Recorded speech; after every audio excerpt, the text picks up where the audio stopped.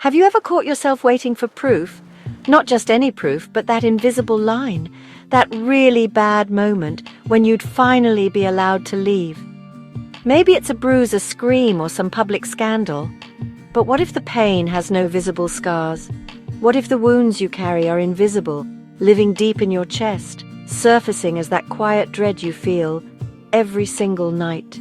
I've sat with women who waited years, sometimes decades, hoping for that one undeniable sign, the moment nobody could question. Not their families, not their friends, not even themselves.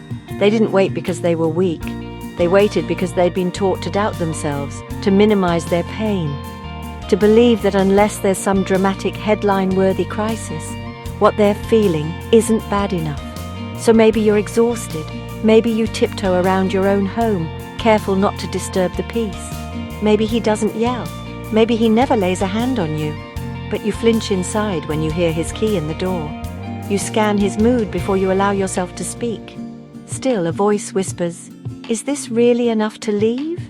Other women have it worse. We grew up learning to endure, to be understanding, to believe in potential, to make excuses. He's just under stress. Maybe you're too sensitive, maybe it's your fault. And while you're waiting for bad enough, your soul slowly fades away. Let's be honest. Most women in emotionally abusive relationships don't even realize they're being abused because there are no bruises. He never called you names.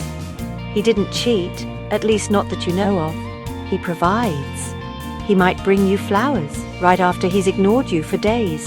He calmly tells you that you're just too emotional, so you start to believe it's your fault. This ambiguity is a prison. You don't bleed, so you question if you're even allowed to feel pain at all. But your nervous system knows before your mind can admit it. You don't need a crisis. You just need to trust the tightness in your chest, the way your laughter has disappeared, the secrets you keep from your friends, the justifications you make for things you know deep down aren't love. If you feel anxious most of the time, if joy feels out of reach, if your world revolves around his moods, it's already bad enough.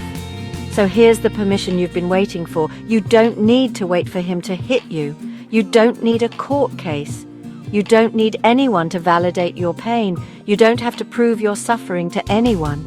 You can leave simply because you're unhappy, because you feel unsafe emotionally or physically, because you're disappearing inside the relationship, or because you just don't want to live like this anymore.